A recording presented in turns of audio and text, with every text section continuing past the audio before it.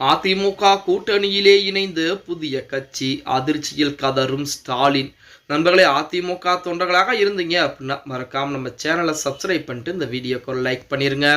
அனைத்திந்திய அண்ணா திராவிட முன்னேற்ற கழகத்தின் பின்னால், அதாவது எடப்பாடி பழனிசாமியின் பின்னால் யாருமே கூட்டணி கிடையாது, பாஜக மட்டும்தான் கூட்டணியிலே இருக்கிறது என நிறைய நபர்கள் நிறைய விதமான விமர்சனங்களை முன் வச்சிருந்தாங்க. ஆனால் இப்ப அந்த வார்த்தைகள் எல்லாம் வெளியிலே வருவதே கிடையாது. ஏனென்றால் மெகா கூட்டணியை அமைத்து விட்டார்.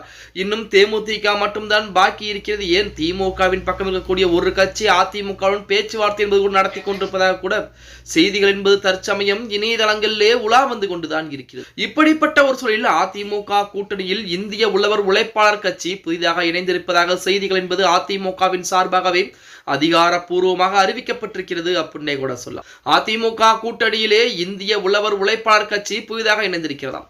சென்னை பசுமை வழிச்சாலை இல்லத்தில் இருக்கக்கூடிய எடப்பாடி பழனிசாமி சந்தித்த இந்திய உழவர் உழைப்பாளர் கட்சி தமிழக விவசாயிகள் சங்கம் மாநில தலைவர் வெட்டவளம் கே மணிகண்டன் பேரவை தேர்தலில் அதிமுக கூட்டணிக்கு ஆதரவு அளிப்பதாக தெரிவித்திருக்கிறார்.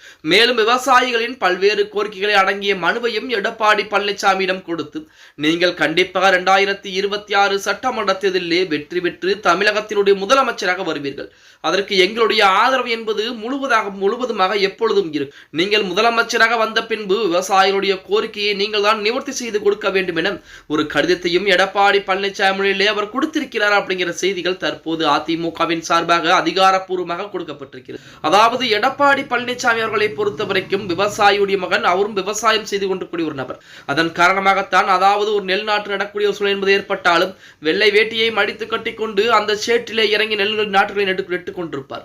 அது மட்டுமல்லாமல் விவசாயிகளுக்கென ஏகப்பட்ட திட்டங்களையும் கொண்டு வந்தவர் தான் நமது எடப்பாடி பழனிசாமி அவர்கள். அது மட்டுமல்லாமல் கிணத்துக்கடவு அவிநாசி திட்டத்தை கொண்டு வந்தார் எடப்பாடி பழனிசாமி. அதுவும் அதிமுக ஆட்சி காலத்திலே கொண்டு வரப்பட்டு 90% வேலைப்பணிகளை முடிக்கப்பட்டிருக்கக்கூடிய அந்த வேளையிலே திமுக ஆட்சி வந்த பின்பும் எடப்பாடிக்குத்தான் விவசாயிகள் சங்கம் அனைவரும் சேர்ந்து பாராட்டு நடத்தினார்களே தவிர திமுகவிற்கு நடத்த கிடையாது.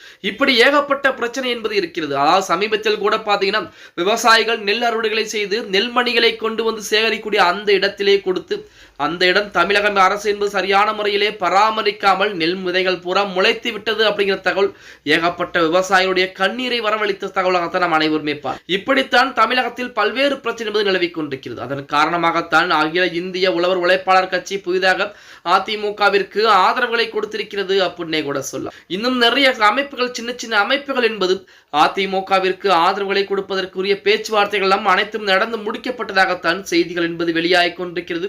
இப்படிப்பட்ட ஒரு சூழலில் 2026 சட்டமன்றத்தில் என்பது அதிமுகவிற்கு மிகப்பெரிய ஒரு வெற்றி தேர்தலாகத்தான் பார்க்கப்படுகிறது அப்படின்னே கூட சொல்லலாம். பொறுத்து பார்க்கலாம் அதிமுகவா திமுகவா அப்படிங்கிறத.